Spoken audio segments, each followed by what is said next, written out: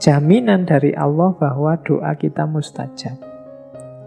Ini hikmah dari sakit yang luar biasa. Ada cerita bahwa Imam As-Suyuti yang nulis ratusan kitab itu, di antara aktivitas beliau adalah jalan-jalan keliling kota, mencari orang yang sakit, dijenguk, terus minta didoakan. Kenapa? Orang sakit ini doanya mustajab.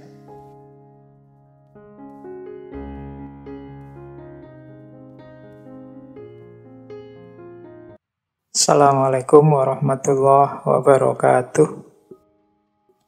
Ketika seorang hamba yang mukmin akan mengalami sakit, jadi ketika ada seorang mukmin yang oleh Allah dinas, engkau akan sakit, saat itu juga Allah Subhanahu wa ta'ala mengutus 4 malaikat.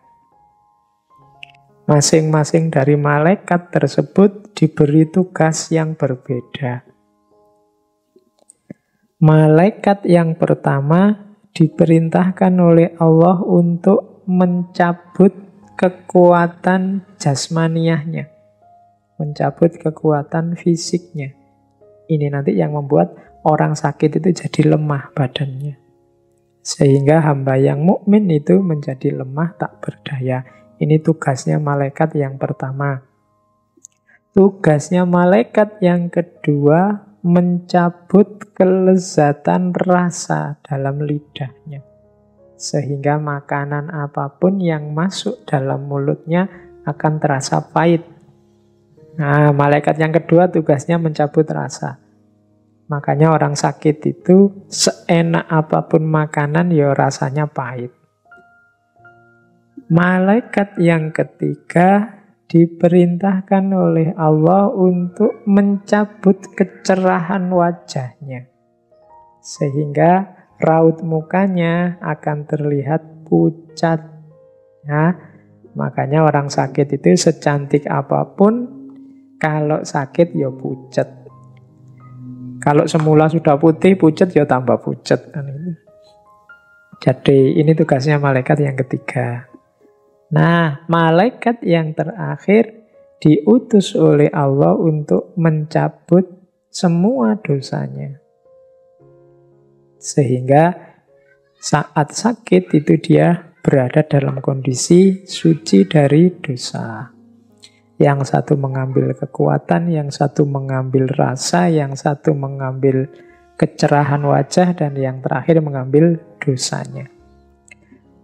Ketika hamba mukmin yang sakit tersebut disembuhkan oleh Allah, malaikat-malaikat tadi diperintahkan untuk segera mengembalikan kekuatan raganya, kelezatan rasanya, dan kecerahan wajahnya. Kalau sudah dinas diputuskan oleh Allah untuk sembuh, maka 3 malaikat disuruh mengembalikan yang sudah diambil. Yang tadi mengambil kelemahan fisiknya harus mengembalikan lagi biar dia kuat lagi. Yang tadi mengambil kelezatan rasa harus mengembalikan lagi biar bisa merasakan makanan lagi. Yang tadi mengambil kecerahan wajah, mengembalikan lagi sehingga tidak pucat lagi. Sementara untuk malaikat yang mengambil dosa, tidak diperintahkan oleh Allah untuk mengembalikannya. Kecuali yang tadi sudah mengambil dosa, tidak dibalik gini. Nah, malaikat yang keempat ini kemudian bersujud dan memberanikan diri untuk bertanya kepada Allah. Ya Allah, mengapa Engkau tidak perintahkan aku untuk mengembalikan dosa-dosa ini kepada hamba-Mu? Ini malaikat yang keempat heran, terus tanya, loh kok dosanya tidak dikembalikan? Kan fasilitas-fasilitas yang lain dikembalikan.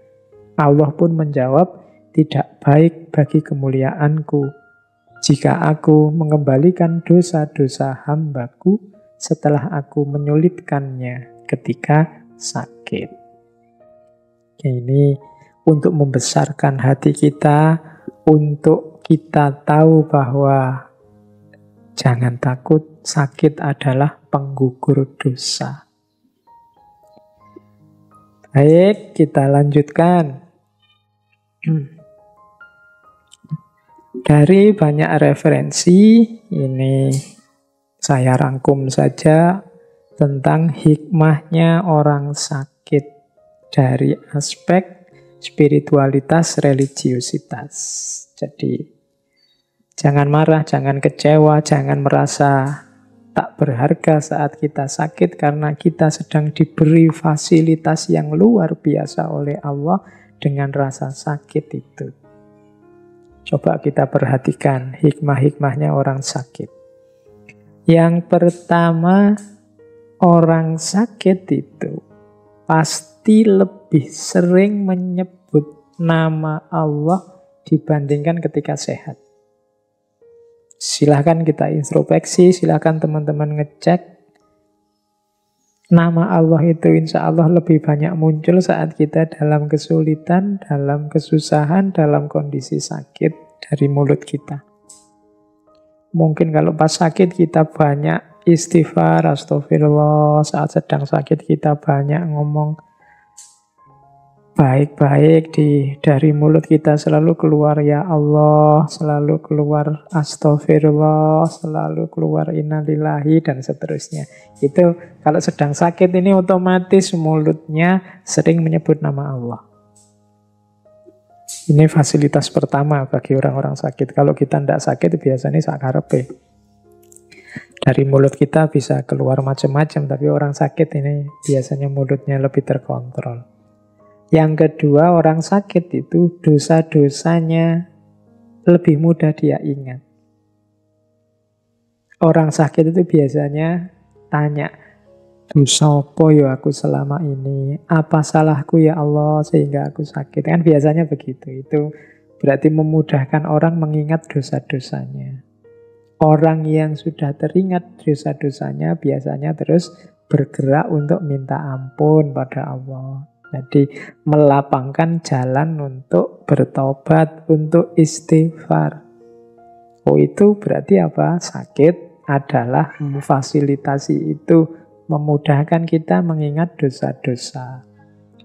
Kemudian yang ketiga, ini tadi di depan sudah dijelaskan panjang lebar bagaimana rasa sakit itu membuat kita punya banyak waktu untuk muhasabah.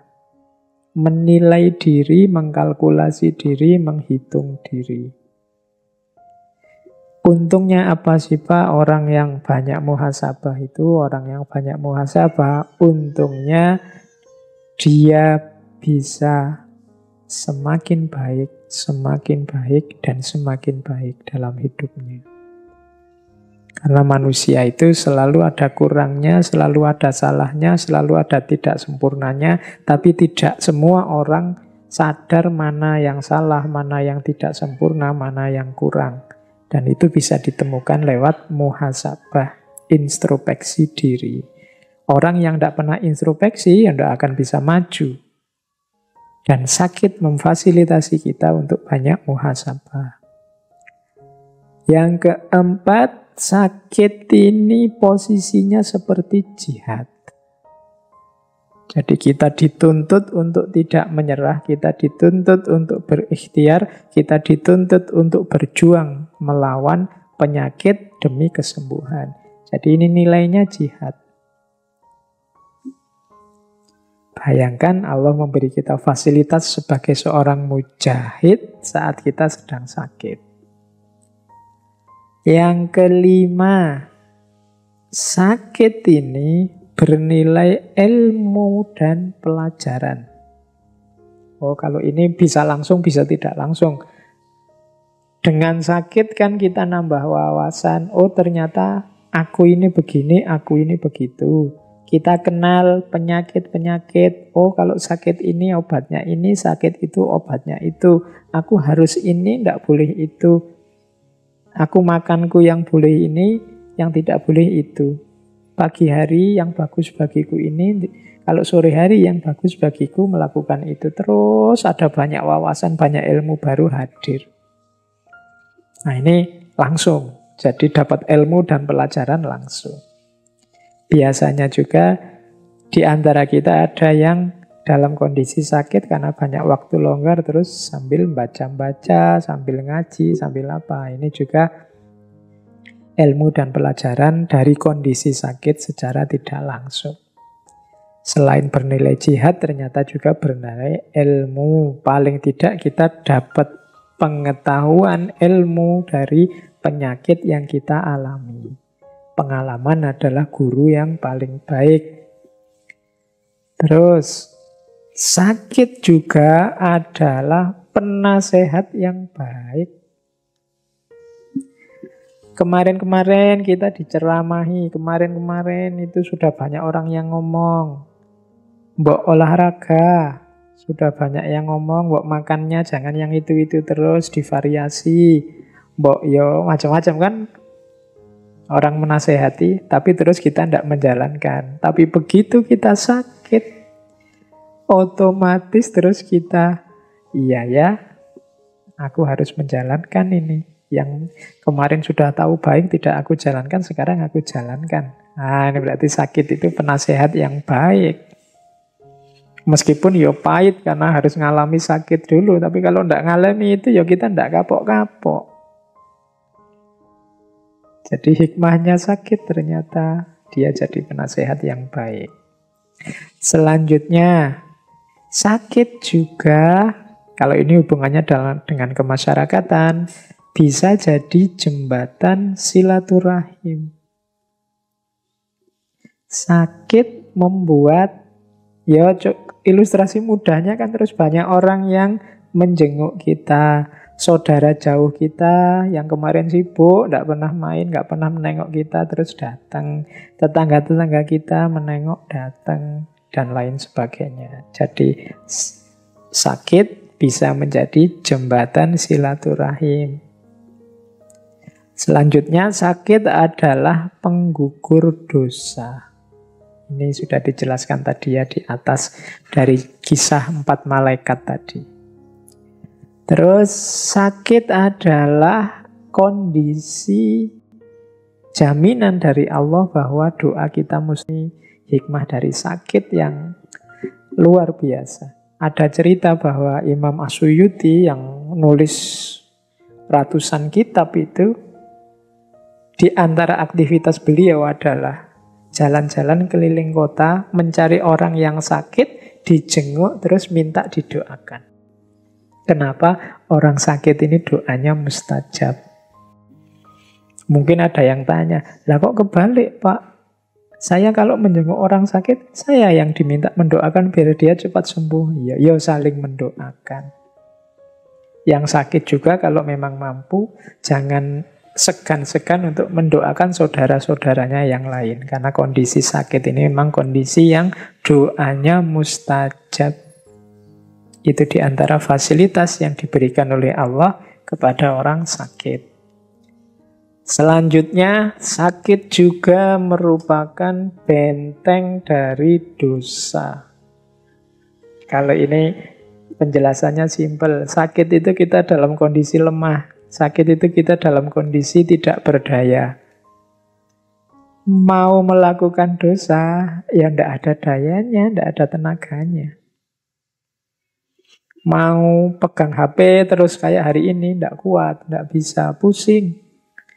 Mau misuh-misuh menyakiti hati orang lain, ya tidak kuat, wong ya lemah. Makanya di antara hikmahnya sakit itu antara lain kita terbentengi dari dosa. Otomatis terhalang dari dosa. Itu yang membuat para sufi tadi di antara rahasianya, sufi itu loh dapat sakit kok malah bersyukur. Iya, karena hikmahnya luar biasa banyak. Terus sakit juga bagi yang masih memungkinkan untuk beribadah, biasanya orang yang sedang sakit itu ibadahnya lebih mantap. Karena dia lebih dekat dengan Allah.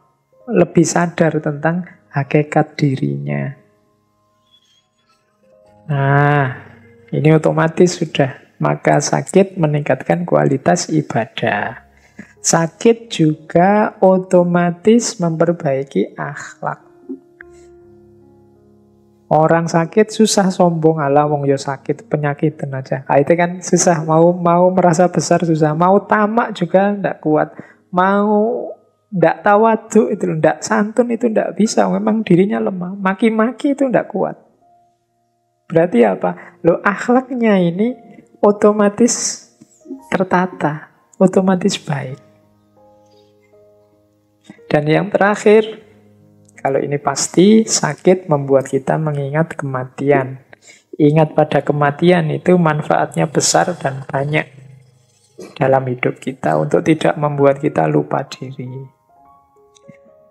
Jadi teman-teman, ternyata kalau dilihat dari sebanyak ini hikmahnya sakit yang selama ini kita sebut musibah, mungkin respon yang diberikan para sufi yang justru bersyukur saat sakit bisa kita pahami. Karena memang sakit itu membawa banyak hikmah. Tidak harus kita mengeluh, tidak harus kita merasa jatuh saat kita diberi rasa sakit. Hikmahnya sangat banyak. Kalau dilihat hikmahnya saja di luar sakit yang kita rasakan, bahkan mungkin kita seperti saya bilang di depan tadi, akan melihat sakit sebagai anugerah yang luar biasa dari Allah. Itu saya bawa sebuah quotes dari seorang ulama Turki, Badi'uz Zaman, Said Nursi. Katanya Said Nursi, dalam penyakit tersembunyi kasih sayang ilahi. Karena kalian terjaga dari kelalaian dan kemaksiatan, serta selalu merenungkan wajah kematian dan negeri keabadian. Sedangkan teman-teman kalian malah larut dengan berbagai kemaksiatan bersama kesehatan yang mereka rasakan. Karena itu, derita penyakit yang kalian rasakan ini merupakan kesehatan bagimu. Sementara nikmatnya kesehatan yang dirasakan oleh teman-teman kalian merupakan penyakit bagi mereka. Kalau kita sakit dan kita sadar bahwa sakit ini adalah anugerah Allah, membuat kita terjaga dari kelalaian dan kemaksiatan, membuat kita sadar tentang kematian, maka sakit ini, katanya Badi'uz Zaman Said Nursi, adalah hakikatnya adalah sehat. Sebaliknya, teman-teman kita yang kita sebut sehat, tapi kemaksiatan, kemungkarannya jalan terus, sebenarnya merekalah yang sakit.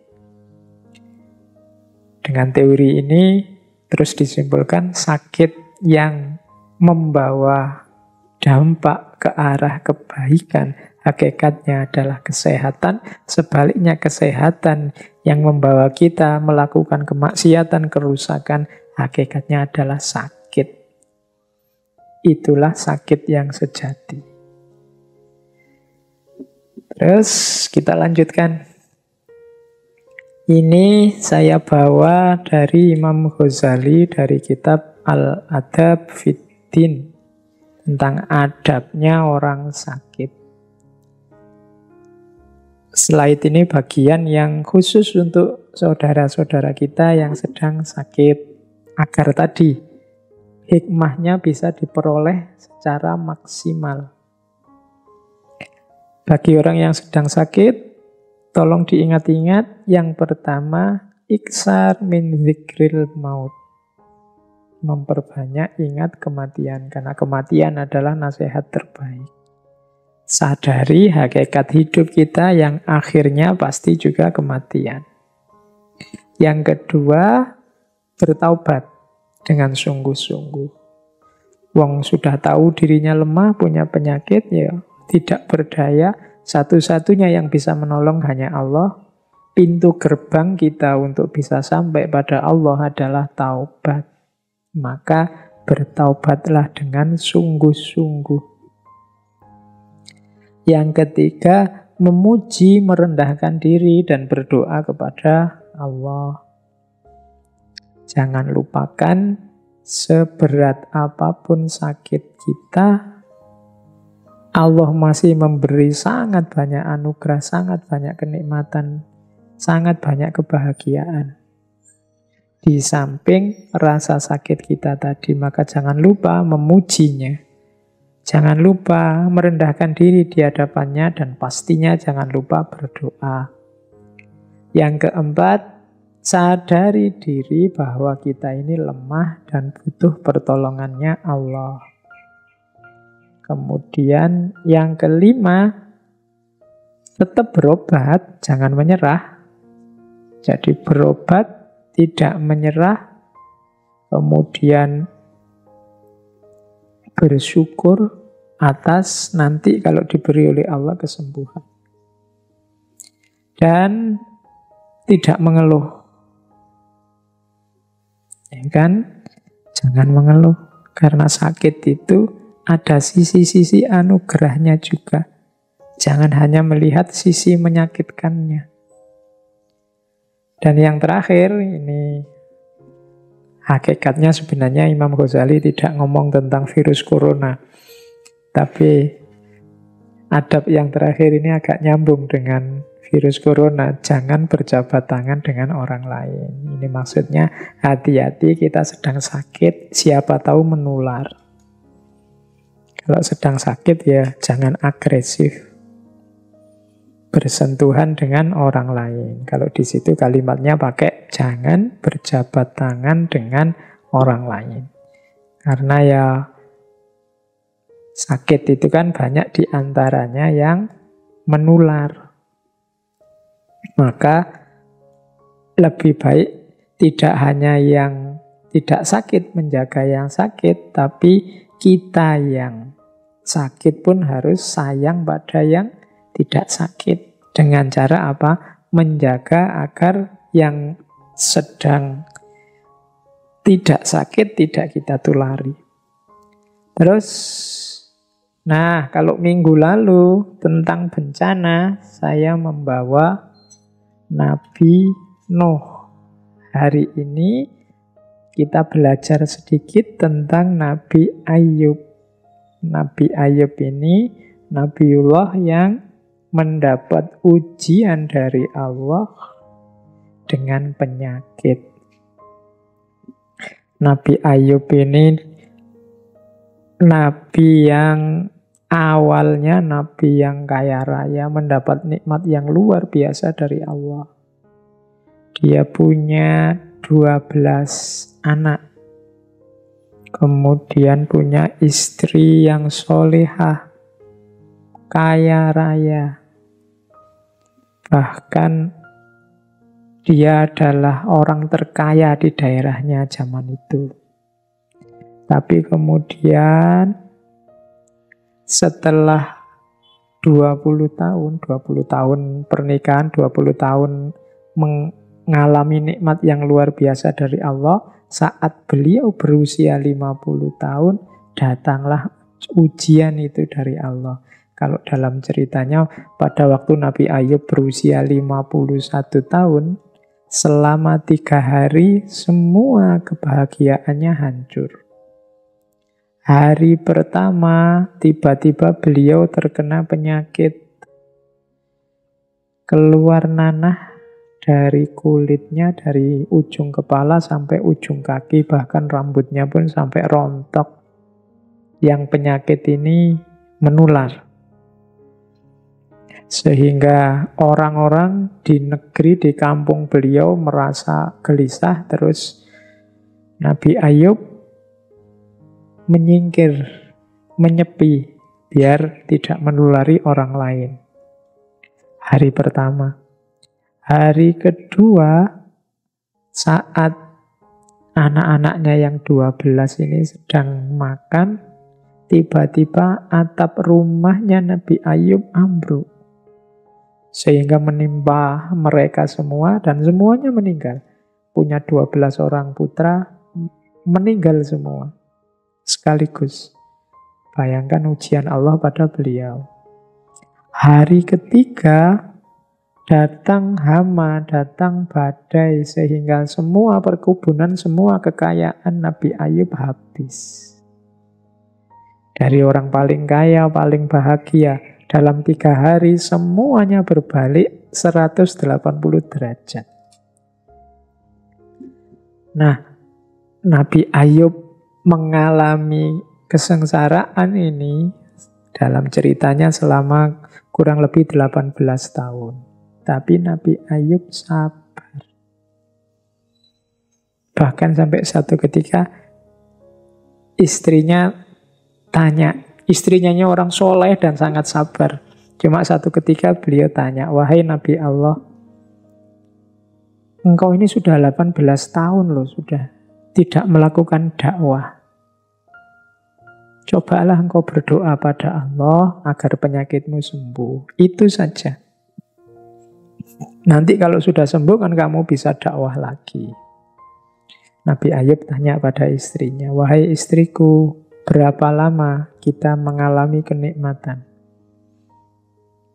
Istrinya Nabi Ayub menjawab, ya kurang lebih 20 tahunan lah. Oke, sekarang berapa lama kita diuji oleh Allah seperti ini? Istrinya menjawab, ya sekitar 18 tahun. Makanya itu aku masih malu meminta pada Allah. Padahal selisihnya cuma 2 tahun. Tapi beliau malu, kita sudah 20 tahun lebih berbahagia. Jadi ini meskipun sudah 18 tahun, aku masih merasa malu. Nah, kabarnya nanti setelah 20 tahun baru Nabi Ayub berdoa, wahai Allah, sesungguhnya aku ini sedang ditimpa penyakit dan engkaulah zat yang maha penyayang. Itu kalimatnya kan begitu. Tidak kalimat menuntut, ya Allah, wajib sembuhkanlah aku. Enggak. Aku ini sedang ditimpa penyakit, ya Allah, dan aku tahu engkau maha penyayang. Akhirnya beliau sembuh. Dan kabarnya nanti kekayaannya setelah beliau sembuh itu kembali lagi 2 kali lipat. Putra-putranya punya anak lagi nanti, kabarnya kalau semula punya anak 12, nantinya beliau punya anak sampai 24. Jadi 2 kali lipat yang semula hilang. Oke, nah dari kisah Nabi Ayub ini di catatan saya ada beberapa hikmah. Yang pertama, untuk kita tidak dikuasai oleh kepemilikan duniawi. Kaya oke, punya anak, punya istri solihah oke, tapi tidak terikat, tidak dikuasai, tidak tergantung. Sehingga kalau yang punya, yang sejati tiba-tiba mengambilnya, ya kita tidak panik. Yang kedua, dari kisahnya Nabi Ayub tadi, kita mengingat bahwa selama ini kuantitas dan kualitas nikmat dan kebahagiaan yang diberikan oleh Allah sudah luar biasa dalam hidup kita. Kalau mau dikalkulasi, sebagian besar kita pasti tahun-tahun yang kita bahagia penuh nikmat dengan waktu yang kita diuji dengan sakit, itu mungkin tidak ada 10%-nya. Rasa sakit itu, pengalaman sakit itu dalam hidup kita. Jadi ayo kita ingat ini terus. Sebagaimana tadi Nabi Ayub waktu disuruh minta sembuh, dia tanya berapa tahun kita dulu bahagia. Nah, kalau kita ingat nikmat dan kebahagiaan tadi, setidaknya kita akan melakukan 3 hal. Yang pertama, tidak berhenti bersyukur. Yang kedua, malu untuk mengeluh. Dan yang ketiga, kuat untuk bersabar. Nah, jadi untuk membuat kita senantiasa bersyukur, membuat kita tidak mudah mengeluh, dan membuat kita kuat untuk sabar, maka di antara tips yang diberikan melalui kisahnya Nabi Ayub adalah jangan lupakan kuantitas dan kualitas nikmat serta kebahagiaan yang selama ini sudah diberikan oleh Allah. Yang ketiga, yakinlah atas hadirnya pertolongan Allah. Kenapa sih Nabi Ayub bisa sekuat itu? Karena pasti beliau yakin semuanya merupakan skenario terbaik dari Allah dan pasti Allah akan menolong hambanya. Ini yang menguatkan Nabi Ayub. Dan yang terakhir, ini mungkin diskusinya harus panjang, yang terakhir ini perlunya pendamping yang baik dan setia. Ya, kita butuh pendamping yang baik. Sebagaimana Nabi Ayub yang dengan setia didampingi oleh istrinya. Ini membantu untuk menguatkan kita. Jadi itu hikmah-hikmah di balik kisahnya Nabi Ayub. Teman-teman, materi utamanya saya kira sudah ya. Ada waktu sedikit, saya membawa beberapa quotes. Yang pertama, sengaja saya bawa ini, teman-teman sering dengar quotes ini tentang sakit dan sehat. Mens sana in corpore sano. Banyak yang tidak suka dengan pepatah ini, dengan peribahasa ini, karena kita mengartikan mens sana in corpore sano itu sebagai dalam tubuh yang sehat terdapat jiwa yang sehat. Sebenarnya maksudnya kalimat ini adanya di syair seorang penyair Romawi yang namanya Junival. Junival ini punya, sebenarnya ini syair religius. Kalimat itu artinya bukan, awalnya sebenarnya bukan untuk kita menjaga kesehatan jasmani biar pikiran kita sehat. Ini yang membuat kita komplain, karena lu kan banyak Pak orang yang pikirannya ndak waras meskipun tubuhnya sehat. Orang gila itu pikirannya kacau tapi ya bisa sehat. Orang-orang koruptor-koruptor itu sehatnya luar biasa, wong kaya raya misalnya. Kan pikirannya ndak sehat itu. Sebenarnya maksud quotes ini, maksud peribahasa ini bukan itu. Jadi maksudnya adalah kalau diartikan letterlek kalimatnya itu artinya pikiran sehat dalam tubuh yang sehat. Jadi ini syair itu sebenarnya mengkritik perilaku keberagamaan orang Romawi. Orang Romawi zaman dulu yang suka berdoa minta umur panjang. Nah, dalam syairnya Junival ini dikritik, bahwa jangan minta umur panjang saja, tapi berdoalah untuk memiliki pikiran yang sehat dalam tubuh yang sehat. Kalau pakai nama lain berarti berdoalah untuk sehat jasmani dan sehat rohani. Kenapa sih kok ini kemudian dikenal sebagai prinsipnya kesehatan jasmani? Ini kalau dalam sejarahnya ini berhubungan dengan seorang tokoh olahraga namanya John Halley dari Inggris. Dia menggunakan semboyan mens sana in corpore sano itu untuk moto klub atletiknya, klub atletik Liverpool pada sekitar tahun 1861. Karena dipakai untuk klub atletik, klub olahraga, terus konotasinya kemudian ini semboyan untuk kesehatan fisik saja. Padahal sebenarnya ini mens sana in corpore sano itu makna letterleknya bukan untuk kesehatan fisik, tapi makna letterleknya pikiran sehat dalam tubuh yang sehat. Mens sana in corpore sano. Bukan pikiran sehat itu karena tubuhnya sehat, tapi pikirannya ya sehat, tubuhnya ya sehat. Itu maksudnya quotes itu. Oke, ini juga quotes bagus dari Charles Frazier. Disease is nature's revenge for our destructiveness. Penyakit itu adalah balas dendamnya alam, balasan alam terhadap perilaku merusak kita. Ini saya jelaskan minggu lalu ketika bencana, bagaimana perilaku manusia yang rusak ternyata bisa menghasilkan hal-hal yang merusak pula terhadap manusianya. Ada quotes lagi, we don't know how strong we are until being strong is the only choice we have. Kita tidak tahu sekuat apa kita sampai menjadi kuat adalah satu-satunya pilihan kita. Bertahan, berjuang, mencari kesembuhan, ini kan butuh kekuatan. Ini kan sebenarnya terpaksa. Kita tidak tahu loh kita setangguh itu, kita tidak tahu loh kita sekuat itu, tapi dipaksa oleh sakit, akhirnya kelihatan bahwa kita ini kuat. Kalau nggak dipaksa ya kita tidak mau berjuang, tidak kelihatan kekuatan kita. We don't know how strong we are until being strong is the only choice we have.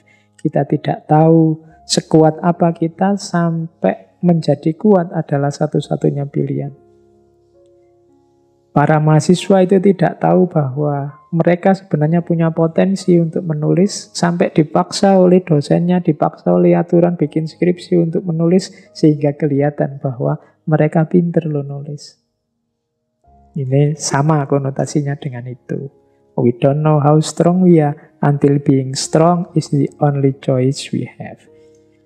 Kemudian ini ada lagi quotes untuk kita bersikap hati-hati. Just because I could yesterday doesn't mean I can today. But just because I can today doesn't mean I won't be able tomorrow. Hanya karena kemarin aku bisa, tidak berarti hari ini aku juga bisa. Tapi hanya karena hari ini aku tidak bisa, tidak berarti besok aku tidak bisa juga. Ini quotes untuk tidak sembrono. Pak, saya kemarin itu loh, keluar-keluar tidak pakai masker, aman-aman saja itu tidak ada apa-apa. Ya, just because I could yesterday doesn't mean I can today. Kalau kemarin aman ya bukan berarti besok kalau kamu tidak pakai, hari ini kamu tidak pakai lagi akan aman juga. Kebalikannya juga begitu. Pak, saya kemarin jalan-jalan keluar terus jatuh. Mungkin besok saya jatuh juga, ya tidak mesti. But just because I can today doesn't mean I won't be able tomorrow. Hari ini aku tidak bisa bukan berarti besok juga tidak bisa. Ini kita untuk hati-hati, tidak sembrono, hidup penuh perhitungan di bagian awal dan di bagian akhir menyuruh kita untuk tidak putus asa, tidak menyerah. Itu yang dimaksud oleh quotes tadi. Selanjutnya ini seperti sunatullah qudratullah tadi. Cuma quotes dalam bahasa Inggris. Not everything that is faced can be changed, but nothing can be changed until it faced. Tidak semua yang dihadapi bisa diubah, tapi tidak ada apapun bisa diubah sampai dihadapi. Tidak ada yang bisa kita hadapi, tidak ada yang berubah kalau tidak kita hadapi. Not everything that is faced can be changed, but nothing can be changed until it faced. Kalau tidak kita garap, ya tidak akan selesai. Tapi tidak semua yang kita garap selesai. Kalau kamu belajar, kamu bisa pinter, bisa tidak pinter, tapi kalau kamu tidak belajar, pasti kamu tidak pinter. Kalau kamu berusaha, kamu bisa kaya, bisa juga tetap miskin, wong penghasilannya tidak besar. Tapi kalau kamu tidak berusaha, pasti kamu miskin. Not everything that is faced can be changed, but nothing can be changed until it's faced. Terakhir, ya ini saudara-saudara kita yang sedang sakit, boleh baca ini. You are allowed to scream, you are allowed to cry, but do not give up. Engkau boleh berteriak sekeras-kerasnya, engkau boleh menangis, tapi jangan menyerah.